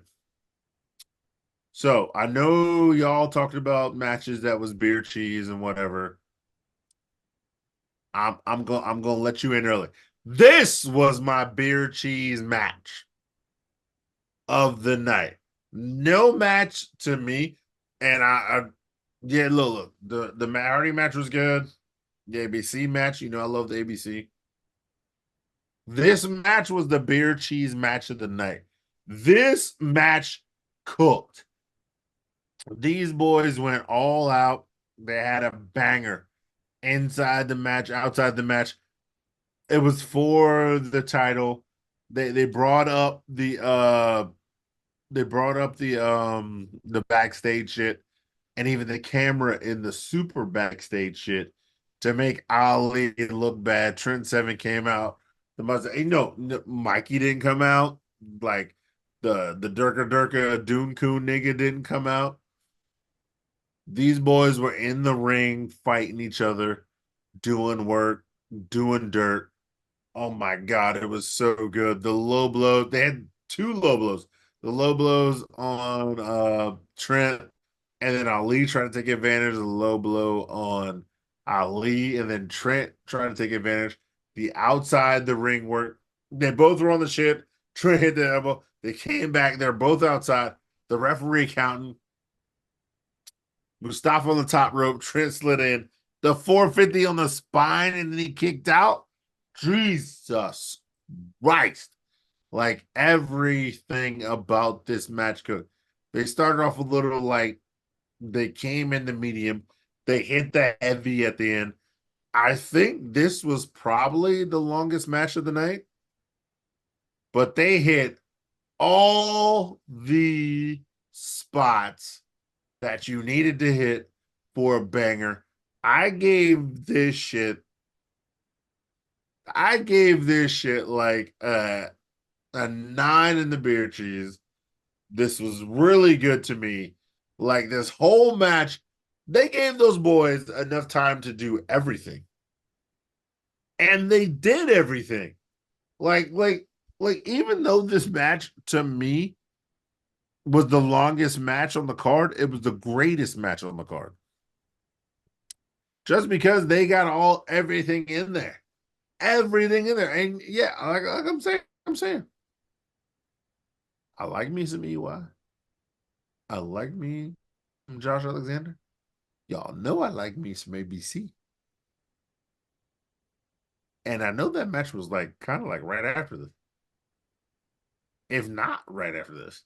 But this match cooked from front to back.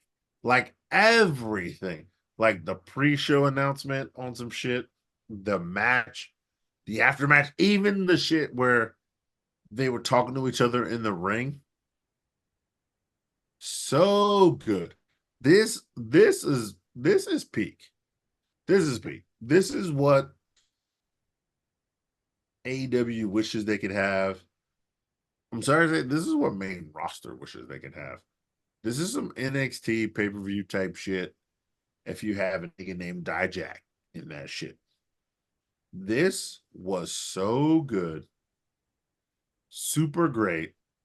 I was enthralled the whole way in this match. I mean, like it was kick out after kick out after kick out after kick out. All right, Cesar, we've heard enough. After kick out. No, nobody cares about you, dumb nigga. You can talk about Uncle Howdy and okay, anyway. X Division Championship match. It was Ali defending champion versus Trent Seven. I can unmute myself, dumb nigga, and I'm still talking about this bullshit. Anyway, it was so good. 7 match, yes. And I'm still not done talking about it yet. And now, Sticks, you can talk because I said you can talk, and not because fuck man. Okay, I can kick both of you out and just talk about this. Yeah, you can talk about all you want, fuck me. Ali upset with fuckface Tom. The crowd chants, "We still love you." Good competitive match. All over Seven's leg and sack. Fuck your towel chants was very funny. The 450 disrespected at first. 7 low blows Ali. Birminghammer gets a 2.5. Ali retains with the sharpshooter. Very good finish. Ali, again, furthering his legacy as one of the best X Division champions in the game. I gave this 6 pretzel sticks. What did you think of the match? This was a good match. They foreshadowed Campaign Sing and Speedball were both banned, so it was going to make it an even match. I mean, and it didn't disappoint. Like Cesar said, we had multiple low blows, which that was great. 2 450s and a sharpshooter. All in all, good match. I gave this 6 in the salt. I thought it was a good match.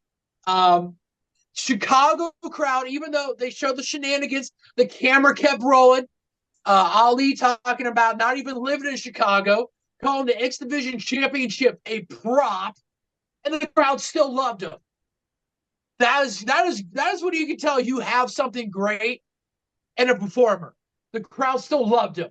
He went out there, he put on a show. Trent Seven showed you not only is he a good tag team performer, but this man can go out there and give you singles matches that don't disappoint. Good match, nice little reminder of what you can get with Trent Seven, and the Ali momentum as X Division champion continues to roll. So all in all, good match. Good match. Yeah, the producer of this match and the people in charge are like, all right, we have to find a way for them to hate Ali. We got to give Trent Seven a chance. So they pulled out all the stops, but Chicago, they said, fuck that, we still love you. That was hilarious. Up next, the ABC versus EY and Josh Alexander. These four know tag team wrestling. This is the fourth tag team match this evening, by the way. Josh and Bay getting gay sack grabbing. Commentators keep mentioning how these four know each other so well, and it shows. Please be careful, chants. Josh is ankle lock Jones tonight. He suplexes Chris Bay while Ace was on his back. Josh murders a cameraman too. EY accidentally strikes Josh. ABC capitalize and put away EY for the win. Of course, this was the best match of the night. 7 pretzels with the beer cheese. Excellent tag match. All 4 of these guys are incredible in the ring. Sticks, what'd you think about this? Yet again, another tag match. 4th tag match of the night. Best match, best tag team match of the night. This got 8 in the beer cheese from me. The ABC came into this match needing to win this match. I mean, these guys, we went from both facing each other and then facing an upstart brothers tag team. And, I mean, for some reason, catching an L on that, ended coming into this match. Like, backs against the wall. Everybody questioning, are they still a tag team? Like, yeah, they have a tag team championship rematch in the bag. But are they going to be able to still be a cohesive tag team to see that? And in this match, it showed you why these guys are the A, the B, the C, and why they give you a 1-2 sweet. Going against 2 guys who have been part of great tag teams. You know, Josh Alexander, one half of possibly one of the greatest Mount Rushmore tag teams in TNA Impact with the North. And EY, Team Canada, both guys coming out matching singlets. As a tag team themselves, like maybe their 2nd or 3rd match as a tag team, still maybe trying to tread water. Josh Alexander has been gone for a while. They even talked about it. Basically was told to stay home because they wanted TNA management, all they wanted him to be 100%. Came out, showed it. He is 100%. EY showed why him and Josh are a tag team. There was a miscue, which, okay, yeah, that does happen. 2nd, 3rd match. And the ABC showed you why. To the anniversary of these guys becoming a tag team, becoming the tag team that is trying to change the world. Fuck the Elite. The Elite aren't trying to change the world. The A, the B, the C are. They're trying to change the world and unite the world. Trying to bring us all as one. As one. Gentlemen, this match was the best match of the night. In my opinion, Sangria's opinion. This is why Sangria says this is what makes this podcast, this fine YouTube show on Sangria Field's YouTube page. This is what makes this show great. We have different opinions, and we all respect each other's opinions. I respect Cesar's. opinion on the match that he thought was the best match of the night, because it was a good match. It had the things, it had the components of why it was a great match. This is what makes us great. I gave this my beer cheese, 8 in the beer cheese. That was a great match, and it got the A, the B, the C back on track. Yeah, Great match. I thought for sure the reason why this match was taking place was this was the straw that was going to break the camel's back, and we were going to get like dissension with ABC. But nope, they pulled it out, and the match with the 0 stakes was the match of the night. It was incredible. Cesar, your boys, the A, the B, and the C versus EY, a lot of letters here, and Josh Alexander. What'd you think? See, you know what though? The crazy part is though, if they maybe would have lost, I might have given it the beer cheese. Because the promo before they said this team formed at Against All Odds, and this team beat, I want to say, the best. I'm gonna say it on record. The best tag team ever in TNA or Impact. They formed against the team that is the best tag team in NXT Impact, and that's the Motor City Cracker. Yeah, you damn right. So this is their event. This is what they do. They are the ABC, and they get the 1-2 sweet in the ring at this pay-per-view. Don't get me wrong. That last match, the last match I watched before with Trent Seven and and then they followed it up with this. I was like, oh, TNA cooking again. They cooking again. Because this is how they cook on a Thursday. They cooking again at this pay-per-view. I gave that shit the beer cheese. I gave this shit 8 in the salty mustard because this match was so good. It was literally if I could pick, and I don't do this. It's 1A, 1B, right? It's 1A, 1B because the first match had like no fuck shit. The other match, the X Division match, had no fuck shit in it.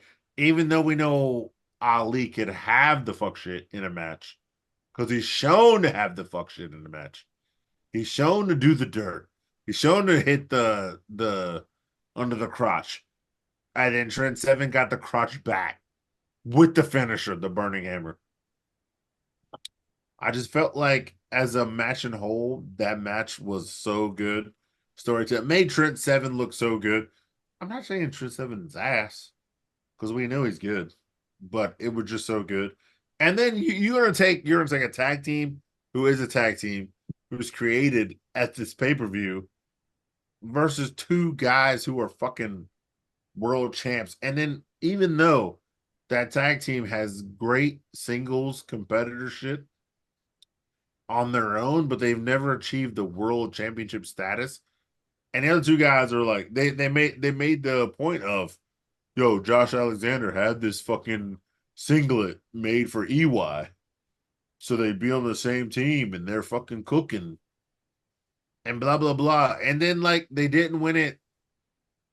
All right, you can say they won it clean, but I'm not gonna say they won it clean because there was man-on-man action. Like Josh Alexander hit EY.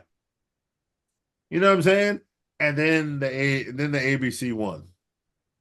So it wasn't like clean. It was fuck shit between the group and then clean. But yo, am I happy? Am I happy? Yes, sir. Yes, sir. That these brothers are out here fighting racism because 2 crackers tried to take him down.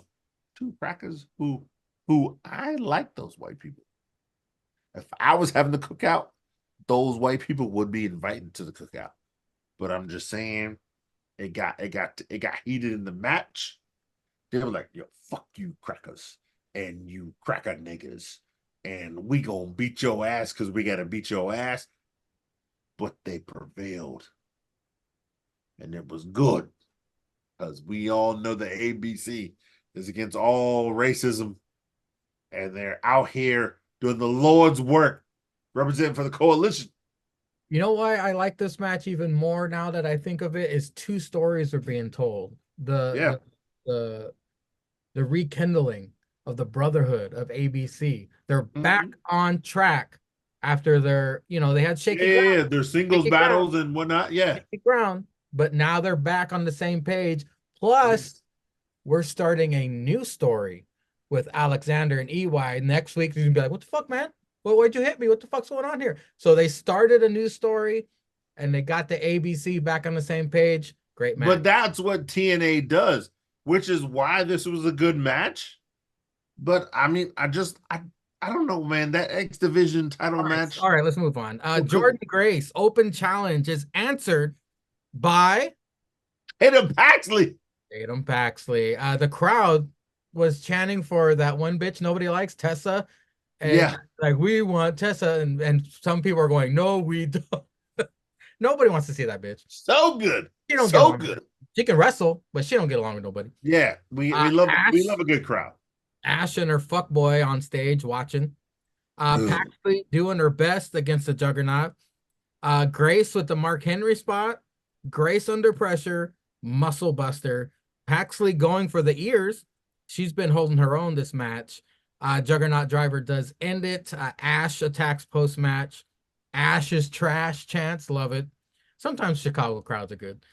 Jordan handles her. Pours that monkey piss champagne on her. Sadly, gentlemen, I was underwhelmed that it was Tatum. I understand why it was Tatum, but I think the crowd was disappointed as well, because when her music hit and when she came out, people were like, oh yeah, okay. Like, they weren't losing their minds. It was just Tatum coming. Like, if it was up to me, it should have been somebody bigger, perhaps a Roxanne, like we had talked about last week, to even the score. If it was going to be Tatum, I think Tatum should have came out on an Impact, as in regards to, as opposed to a pay-per-view, because Tatum isn't pay-per-view surprise worthy. Whereas someone like Roxanne or even a Cora Jade or somebody bigger, I think should have been on the pay-per-view. Tatum, let's come out during an Impact. Then people are like, oh, this is cool. Okay. But it's not for the build-up, for the anticipation, for the rumors, the Twitter hype, for it to be Tatum, a little underwhelmed. But, I mean, it was still a good match. Tatum held her own, like I said. She's a good wrestler. She's shining on NXT as well. For that, I gave it 5 pretzels. Cesar, what'd you think? Yeah, no, totally, sir. Totally agree with you. Even on the rating, I gave it a 5 as well. I thought Tatum looked good in this match. Yeah. For what she did, I think Tatum looked. Sorry to say, I think this is probably Tatum's best match, though. Yeah. Like, I don't think Tatum's looked this good on NXT, which is crazy. I know. Like, that's, to me, what I was like. I think because she had something to prove. She had something to prove. Yeah, like Tatum's spots were great. Like, even when she was under the ring, and then she hit Jordan with the metal beam when she was in the ropes, and then hit her from the top rope with some shit. I was like, I don't think I've seen Tatum wrestle this good. Even when she was in the tag team match with Valkyria, I was like, I don't think I've seen Tatum wrestle this good. So is Tatum a better singles wrestler than tag team wrestler? I was like, wait, hold on, like hold on, like, can this bitch cook? Like, hold on, let me see here. But yeah, I know I'm like you. I gave it a 5. But I'm not mad at it because of the way they spun it. They spun it as like Jordan got an opportunity of a lifetime, but she got fucked over. And then Jordan was like, nah, fuck that. Like, if I can get an opportunity of a lifetime, but just because I'm a champion, let me give an opportunity of a lifetime. No, blah, blah, blah. Yeah, and it was Tatum. So and this is I feel like this is great for the, like we said, the battle royal. We don't know who's showing up tomorrow, but this is kind of like a continuing wheel because Jordan showed up. Right now, Jordan's given opportunity, and now Cody Toe Trick is going to be different locker rooms. So we spin the wheel again. And if you really want to be NXT and you think Tatum could be a great champion one day or an opportunity to be that way, this is a good test of measure, because if we're really going to be honest, Jordan Grace is a better wrestler than Roxanne. I'm sorry. I'm going to say it. I'm going to say it. Oh yeah, she's more experienced. Yeah, she's way more experienced. She's got more miles on her resume. Yeah, she's got way more miles. Yeah, It might have been Jordan doing Tatum a favor. Maybe Jordan was like at NXT in the back, and then she was talking to her, and she goes, "You know what? I'll give you that opportunity. You come out." She talked to the cross-eyed kid. They all agreed. Let's elevate Tatum, even though she's gonna lose. Let's fucking elevate her, and that's what they did. And that's what the point of this fucking match was. Instead of shock and awe, look who's here. It was Tatum can go, and we're about to prove it. because like we said, like it's always been the NXT, like the NXT Women's Championship is there. And now that we have somebody like Kaylani, we can split, all the top talent between those two belts. But what do we do with the females on the bottom? We have to elevate them, because like anything, like we say, you have to elevate talent at some point, and that's what NXT does. So yeah, let's try out Tatum. Tatum's been here for a minute. Like, has she learned anything? Has she been improving? We're just putting her with this person, but yeah, let's see what she's cooking with. And then you put her with Jordan, and she puts on a good ass match. She shows she can be, like, all of the times when she was dominant in that match looked like she was dominant, in that match. And I was like, oh shit, Tatum. Oh shit. No, maybe you can go. Maybe you can carry a match.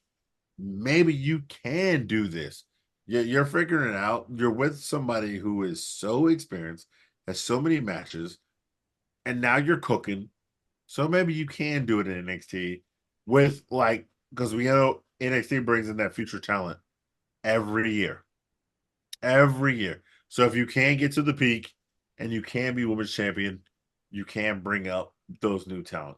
So I thought it was a great match for her in a loss. And I give it the same rank you did.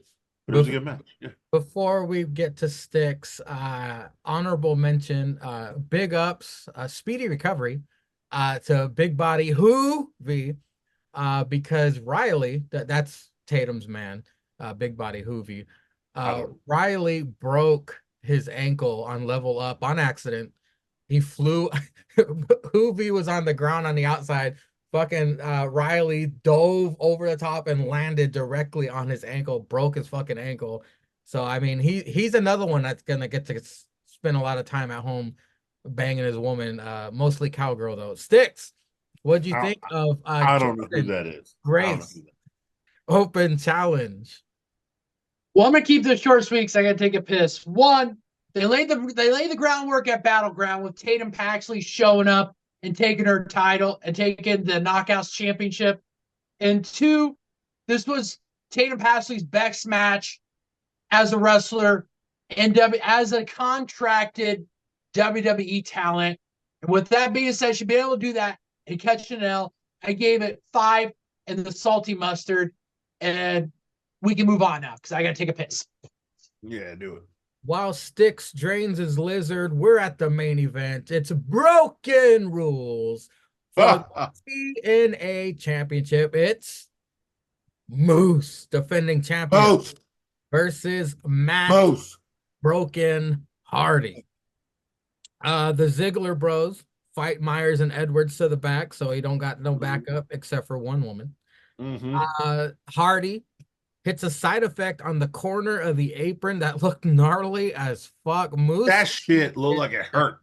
Moose earned that money at Against All. Yeah. Twist of Fate on the outside. They fight a hardcore match. Into the crowd, practically cannot see shit. Trash can lids, tables, chairs, and a cookie sheet. Cookie sheet Jones over here. Cookie sheet Jones, bitch. Ladder. That loudmouth lady needs to stop drinking. Moose with the cookie sheet. Superplex on the chairs. Alicia, quit enabling that loud whore. Please quit giving her attention. Moose power bombed under the chairs. Lots of spots, folks. Hardy brings in a box that has Moose's football helmet in it. Hardy also has a Bears helmet. The crowd chants CTE, CTE. That was fucking funny. Antonio Brown, nigga. Hardy jumps off the ladder, puts Moose through the table. Hardy's busted open by the table. That's his AEW roots. Twist of Fate with Moose's head in a chair. Alicia attacks with kendo stick. I wish you would hit that drunk bitch. Rebby Hardy attacks. Hardy about to spear Moose through a table. He yanks Rebby in the way, and she gets speared through the table. Moose then spears and retains. The system attack post-match. The Zig Bros try to help. Joe Hendry tries to help. And then hear a familiar song. Jeff Hardy returns and Chris Zank throws up on his horror movie collection. A lot of shit happened in this match. It was okay. It was decent. I gave it a respectable 6 pretzels. Sticks, the main event of Against All Odds. I just ran my mouth for the entire length of your urination. What did you think? And did you see anything else that I had missed? No, and I'm going to keep it short and sweet because I have a feeling that Cesar is going to be able to echo the same sentiments I probably had on this. I'm going to give it as a whole from beginning of the match all the way to the post-match shenanigans. When they rang the bell after the match, I was like, okay, this is a 5. I was going to give it a 5. Fuck shit afterwards happened, and then like you said, it drug on a little bit, and then a familiar music hit. And then when I heard that, I went from a 5 all the way to a 3 because, by God, TNA, what are we fucking doing? I mean, it's one thing to bring Matt Hardy in. Hey, it's fine. That's fine. Matt Hardy, he has he's done good for TNA. I mean, the guy has had segments, most notably segments, not matches, but just segments that have been good for TNA.